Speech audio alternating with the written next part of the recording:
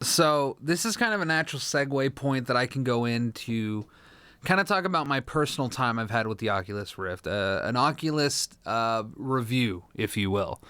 I've had roughly around 6 to 7 hours with the thing. I've gotten a chance to try a couple of applications, a lot of the free stuff, a lot of the third-party stuff, a lot of the in-development stuff, but I've gotten a pretty good hands-on, experience with it, and I kind of wanted to share some of my initial impressions. So, Luis Garza, famously, for having been featured on the podcast a couple times, helped me co-host when Brody wasn't able to come in. Actually let me use the headset for the night so that way I could get a little bit of impressions time so I could talk to you guys about it. So right out of the box, speaking of the box, talk about quality. I mean, you get the box and you instantly feel like, shit, this is just well packaged. It has a white external sleeve with the Oculus Rift, very Apple style, just kind of splatted on there. You take the sleeve off and you're greeted to this really fucking nice, matte, kind of like textured case, almost like a suede even. Magnetic top, you flip it open, boom, you're greeted Oculus Rift, Xbox One controller, and your remote control, the little like play pause kind of like remote control that you'd have for movies, video playback, and then the sensor. It's so well packaged and so well put together that was the first thing that came out at me. It was like, this is quality. This looks really, really fucking nice. Setup was relatively painless, minus the fact that the Oculus download at the time, or the Oculus setup download was down. So I had to go onto Reddit and beg someone who had already downloaded the installer to upload it to Dropbox and send me a link. That is what happened, so we were able to get it running. It was really effortless. I mean, basically, you hook up two USB 3.0 ports, one for the headset, one for the sensor, and another one for the HDMI, and that's pretty much all the connections you're going to need.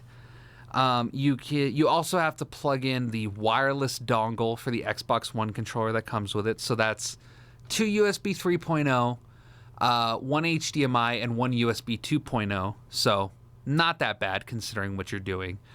Once it was all hooked up and set up, it actually worked really quickly. Right out of the box, it was just ready to go. To jump into the meat and potatoes of what the Oculus is.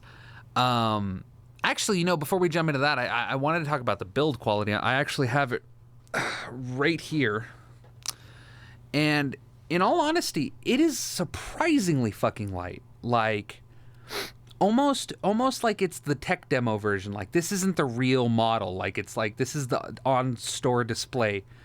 The actual body is covered in a fabric type material that's definitely not smudgeable or stainable. It's just this really almost like an arts and crafts recreation of what an Oculus headset would be. It's very bizarre.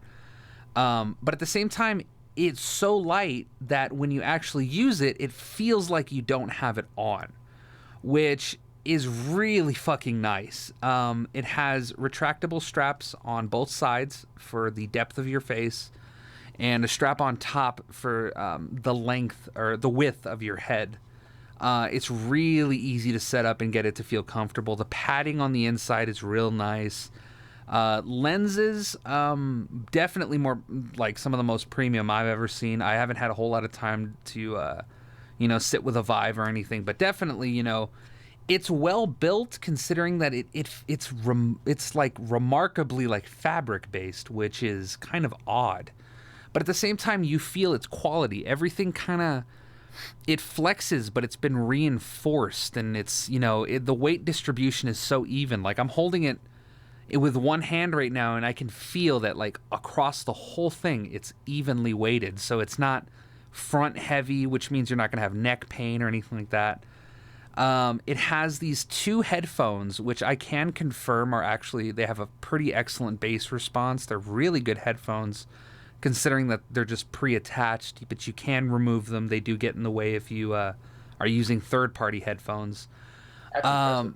Yeah, most definitely. They're you can adjust them and they kind of like snap between two modes. It's like they snap from like pointing away from your head, kind of like a V type shape, to snapping all the way inwards. So you can really, depending on the size of your head, it'll like stick to your face, which is really really great. It's about the perfect distance to reach like the center of your ear, which is right where you want it.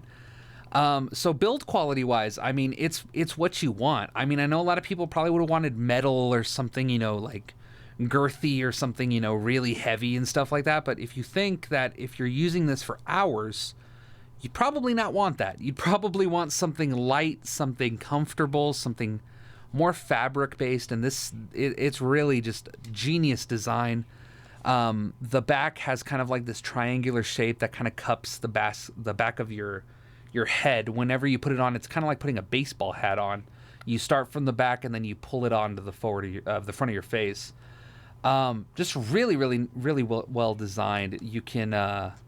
The last thing I could honestly probably say about it is in terms of build. On the bottom, there's the IPM, I believe, interpupillary distance thing, which basically adjusts the distance between each lens, and it works really kind of almost like I said, like an arts and crafts project. It's very bizarre, but I mean, fuck if it doesn't work. It's calculating the distance between your eyes since everybody's different. So it can support my big head and it can support my sister's little head. So it's really, really flexible when it comes to the distance and the kind of stuff that the heads it can accommodate. It also does glasses pretty well. From what I've seen and what my sister has seen. Moving on to Oculus Home, which is actually very interesting. It's triggered when you put the headset on. There is no prompts, there is no anything. You could literally boot your computer up, wait for it to finish setting up, throw the headset on, and boom, Oculus Home turns on. Which is really nice if you just want to be like, come home, sit down, boom, put it on, you're in. From Oculus Home, it's kind of like this virtual living room, which is, it's kind of cool. Like it's like this up classy kind of how to explain it. It's like a studio apartment, but it's like so digitized, and so like there's cherry blossom trees outside, but they're all like voxel. And the fire in your fireplace is voxel based, so it's like a bunch of like Minecraft squares. But everything else is hyper realistic water, like really beautiful sculptures. Jumping into some of the games, the first game I played, which if you're, part of the Interact Gaming Media Group, you saw the video of me, trying VR for the first time, was Lucky's Tale. The thing I found most jarring, coming from the only background I had, was Google Cardboard. And Google Cardboard is shit because... naturally, the quality is lesser than anything you'll ever get, like in a mainstream headset like the Rift or the Vive. But the mobile alternatives like Gear VR, or I at least can say Google Cardboard. I haven't tried Gear VR yet. There is a drift kind of issue where you'll put the headset on and the camera slowly tilts in one direction. So you have to like adjust your head as it's moving away, which kills any form of immersion like instantly. As you can imagine putting on a VR headset and your vision is constantly moving to the right, slowly, like going tick tick tick tick tick tick tick tick. It is horrible. So this really is my first shot at like real full-fledged VR. I have no DK1, DK2, any kind of experience with the development kits. My initial impressions are I am stunned. I am stunned at how immersive this thing is. It quite literally feels like what 3D television wanted to present, but infinitely better. Things from playing Lucky's Tale in particular, and granted, Lucky's Tale is a third-person platformer, so it's a very interesting game to start with. Just being able to like physically move in very close to your character, like a butterfly will like move across your vision, and it literally like there's something about how, you know, the 3D works that it's right there. It's like directly has that depth where it's like right in your face. At several points while I was playing Lucky's Tale, Lucky kind of goes through these tight corridors, and at the top of the corridor, and it was just like a stylistic thing. He'd go through a corridor and there'd be like a little lamp, like a Japanese style kind of like lantern lamp that they would have, like, you know, hanging from rafters or something. As he's walking through it, I hadn't noticed that it was right in my face. So as he's moving and the camera's moving, I look up and my immediate reaction is fuck, and I like duck down. And it was literally like I was looking up at it and I'm like, that's in my face. Like, that's right, obviously, right fucking there. So trying it in that sense was just, I mean, really, really immersive. And then I got a chance to try some of the more first-person demos like Holodeck and one of my personal favorites, Oculus Theater, which basically lets you throw up any video that you have on your computer and you can watch it in your own home theater. That is fucking amazing. Just to begin with, to be able to have a, God, how big would it be? 150-inch television screen presented to you in 3D. Like, it's right there. No eye strain, no nothing. Very impressed in that sense. That being said, it's so early in its development cycle, in it existing, the CV1, the consumer version 1 of the Rift, that software support, while it's getting there, there's not a whole lot there, and that's kind of unfortunate. There was a game that was very popular with people who had Development Kit 2s, which was the predecessor to the preceding build to the CV1, the consumer version 1. A game that was really popular was Euro Truck Simulator. So naturally, I wanted to give that a shot on the CV1. Unfortunately, due to some changes like we talked about with Oculus Store and, you know, bullshit like that, the support wasn't there. So they have to patch it and they have to get it ready, you know, to run over. I put the headset on and I'm running one of their beta drivers off of Steam. And I got to say, I get it. I really, really get it. I think even though that game is so fucking unoptimized, and I don't think in Euro Truck Simulator 2 and American Truck Simulator, they're both run on an engine that is DirectX 9, and it's not optimized for VR. And in order to get decent visuals and decent frames, they would literally have to, from the ground up, rebuild the games in a new engine. Even though I had to turn all the settings down to low and there was still lag, even though the eye tracking was perfect, like I could move around and it was like, it's pure 90 FPS or whatever, you know. It was so smooth you didn't notice. But there was still lag on the image, which didn't get me nauseous the way most people would, you know, say, oh, the judder makes me nauseous. I didn't mind it so much, but it detracted and it kind of sucked. But dear God, like, I was very uncertain about the Oculus, and I was considering, and I have decided that I am going to cancel my Oculus pre-order. Don't let that be indicative of what I think of the headset. It's my own personal decision. I've decided to go with something else, but you better believe I'm coming back to VR. Having played those, just tell them you're spending on cocaine and hookers. Basically, I'm spending it on cocaine and hookers. But you know, honestly, having used the headset in the tech demos and, you know, like Lucky's Tale and Eve Valkyrie, briefly, there was like a demo I was able to try. Lewis has the code and I don't want to redeem that. Oh yeah, don't do that. Yeah, exactly. So, you know, I was impressed and it was a really cool tech and it was all very obvious. It wasn't like 3D TV where it's like, oh, that was kind of 3D. This is blunt, in your face, obvious 3D. There's depth. There's like, you move your head around. It's really well tracked. It's all great. Both standing and sitting experiences are really, really great. What games did you have to stand for? Or you could just stand in Lucky's Tale for a higher perspective. You could stand in Lucky's Tale if you wanted. That was mostly a seated game, but a lot of the tech demos were like stand up. Like there was one that was kind of like a throwback to the Iron Giant called Lost. Oh. And that one you would stand up in like a forest, and good God, did that shit feel real. Like, I mean, there's a certain level of, and I really want to express this. You know what? I'll get to it.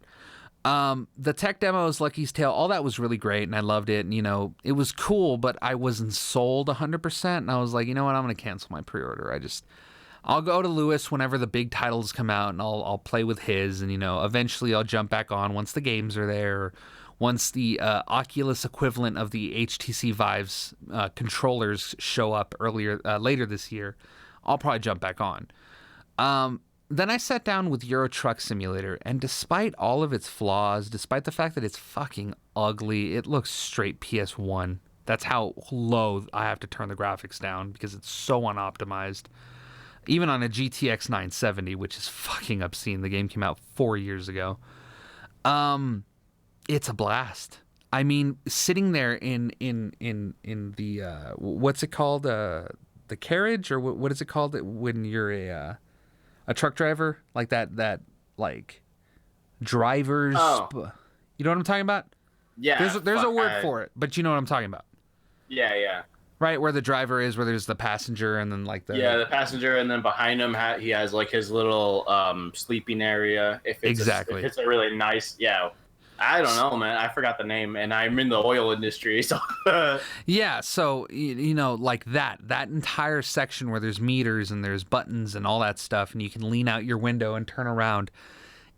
So incredible to be able to and it's just driving. Euro Truck Simulator is about doing deliveries and upgrading your trucking, you know, like company, and buying new trucks and doing deliveries that last upwards of an hour and a half, 2 hours even, like some of the long ones.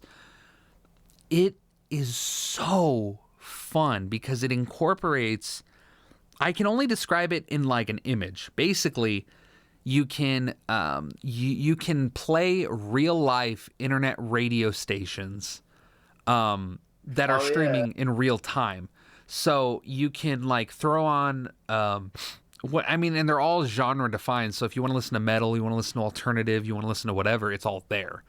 You just load up the station, put on the headset, drive down the highway, and it's blaring pop music, it's blaring metal, it's blaring alternative, it's fucking 1 minute you're listening to Drake, then you're listening to Gangnam Style, and all the while you're just looking around and it's just driving. And the most jarring thing, because I was kind of just looking straight most of the time, and I'm like, this is cool. You know, I look to my side and the window's right there, and it's very obviously closer to me than it is, you know, the windshield, naturally. Very, very cool tech. What really freaked me out was when I stopped at a red light and I look to my right and I see the cars coming, and I realized I'm looking at the rest of like the driver area, and I'm just like, holy fuck. Like, this is like, I'm here. I'm in a fucking truck. And I would like accelerate forward, and I would just keep looking to my right to make sure I'm not going to hit anyone, and then I'd look to my left just checking, you know, if I'm good. And I was like, holy fuck, dude, I'm here. Like, this is so cool. And it was one of those things where it's like, dude, I could play that game if it was full graphics, dude, if it was with shadows and dynamic god rays and lighting and fucking vegetation everywhere and pedestrians and car. Oh my God. I would never stop playing that game. I may actually just play it just normally, like just straight up with, you know, 2-dimensional on a screen, but it's that good. And VR only elevates that to the next fucking level. It's so fucking cool. And it's the game that honestly made me go, maybe I won't cancel. But you are. Well, I'm going to get to that. So it's definitely an issue of the software. When the games are there, this is going to be such a compelling purchase. It will be impossible for you to go back to 2-dimensional type games. Impossible. I think Elite Dangerous has Oculus support. Elite Dangerous does have Oculus support, yes. Oh And my god! that's one of the highest rated like Oculus experiences. And that's because that game is basically Euro Truck Simulator, except with the option to be a space pirate or just do space battles. So there you go, guys. And that game runs flawlessly on silky VR. Smooth, silky fucking smooth. But still, fuck you, Oculus. so I'm very impressed. And this is where I was mentioning before. I do want to preface this. You are not going to put this headset on, and you are not going to be like, I'm in another reality. Like, I am currently not on Earth. I'm currently not in San Antonio. I'm currently not in my room. That suspension of disbelief happens really often, but never do you feel like I'm not wearing a headset. Never are you going to feel that way. You're never going to put this on and go, holy shit, 2020, there's another world. The screen door effect, which is a result of pixels, the pixels on the screen being so close to your eyes and so amplified because of the lenses, that's there. You can still see the little dots between each and every pixel. You can see them. It's much less obvious than I thought it was going to be, which is good. You do forget about it, but there are situations in which you will remember it, and when you remember it, it kind of sucks, but that's going to go away with the Gen 2 or Gen 3. Eventually, hopefully we can hit at least 1440, if not 2K resolution. I think 2K would absolutely eliminate any form of screen door effect, which would make for an insanely immersive experience. When you say 2K, are you talking about like 4,200 by 2,160? Basically, we don't have to go Ultra HD. We don't have to go 4K. Okay. I think 4K is kind of overkill, but because as is at, I think it's, God, like 1650 by 1200. I can't remember the resolution of the Oculus and the Vive. They're both the same. It's good. It needs to be higher. It needs to be double. So I would say that 2K would roughly be about exactly where they should be at. Any higher, and it's kind of useless at that point. It's like having a 4K phone. It's like the screen is so small. What does it even matter? Even at 1080p, you can't really even see the pixels on your phone. So I'm very, very impressed with it. The software is definitely lacking. The pixel definition, the fact that you can still see the screen door, the SDE, the screen door effect, it's definitely still there. Probably one of the bigger offenders, but at the same time, it's as easy to ignore as it is to notice it.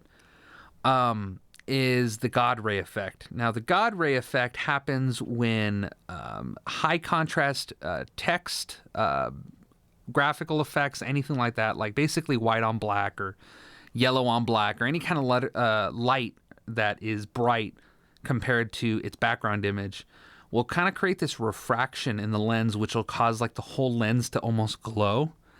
And it isn't the worst thing in the world, but it's noticeably kind of bothersome, like it's unintentional. It shouldn't be there.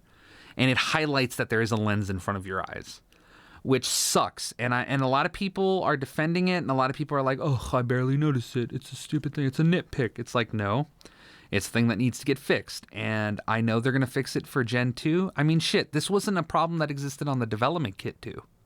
They introduced these lenses called Fresnel lenses, which help with the screen door effect, which I don't know how much. It's still fucking there.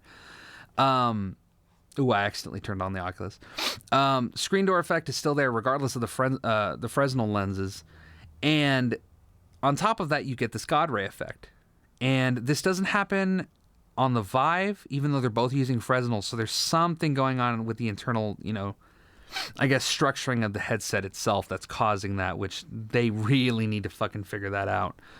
All in all, it has issues. It's not perfect, but for a Gen 1 and for being the headset that is really going to define what is to come, it's insanely impressive. It is absolutely insanely impressive, and I fucking love it, and I think it's a very compelling purchase, and I think that if you have the money and you're willing to tolerate the bullshit that comes with being an early adopter, like, lack of software support, getting thrown around a little bit by both, HTC and specifically with my impressions with Oculus especially.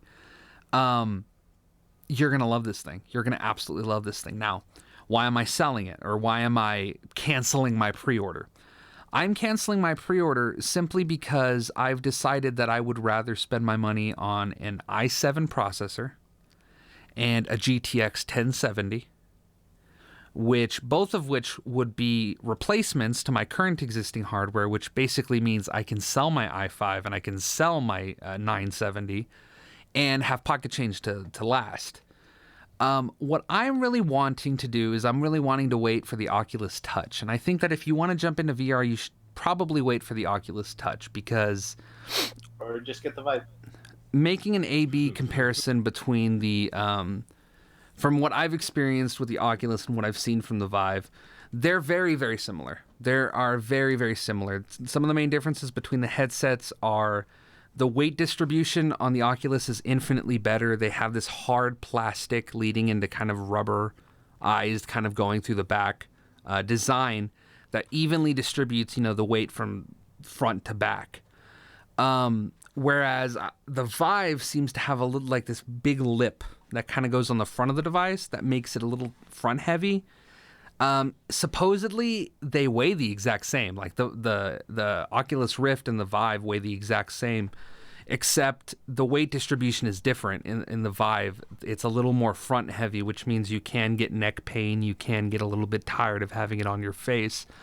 The main compelling reason why a lot of people are saying, go Vive, obviously besides the fact that Oculus is a bunch of fucking psychomaniacal cunts, is the fact that it comes with touch controllers, which, initially speaking, is kind of a really fucking big deal. And, it's kind of jarring to think, why hadn't Oculus, thought we should include touch controllers from the get-go? So Vive had the hindsight to do that, and that's why they are currently the leader in VR.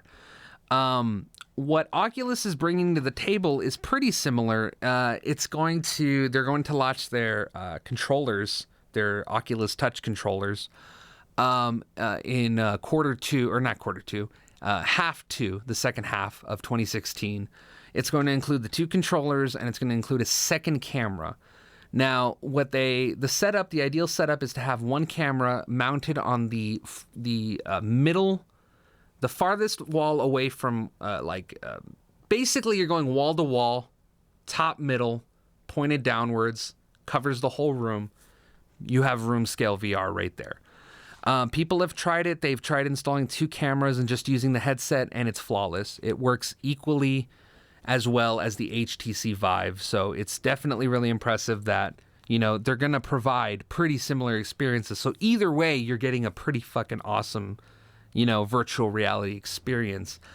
But yeah, I mean, and obviously there's a price difference. The Vive is going to be $900, including tax, shipping, and everything, because it comes with those controllers. Meanwhile, you would find the Oculus Rift for around $650, but it doesn't come with the controllers. So the price difference kind of makes sense. I would estimate that the touch controllers are probably going to run about $200. So you're going to be looking around $850, maybe $900 flat. But yeah, honestly, I'm a believer. I think it's absolutely incredible tech. I'm so fucking excited for the Oculus Touch. And even more than that, I'm more excited for the second generation of these headsets. I think Generation 1 has been an absolutely huge success. And having all the feedback and the passionate fan base that both Oculus and Vive have, they're going to be the ones to push shit forward. They're going to be the ones that define what VR is going to be. As much as Oculus is going to want to have their little walled-off garden of fucking paradise and fucking ultra-lord fucking PC Oculus users, it's up to the consumer base to stop that shit now. It's up to them to go, you know what, I'm not buying from you. Fuck you. I'm going to Steam. I'm going to where they don't shoehorn shit. So yeah, honestly, if you have the money, get the Oculus. If you have even more money than that, get the Vive. But either way, man, it's some pretty cool tech.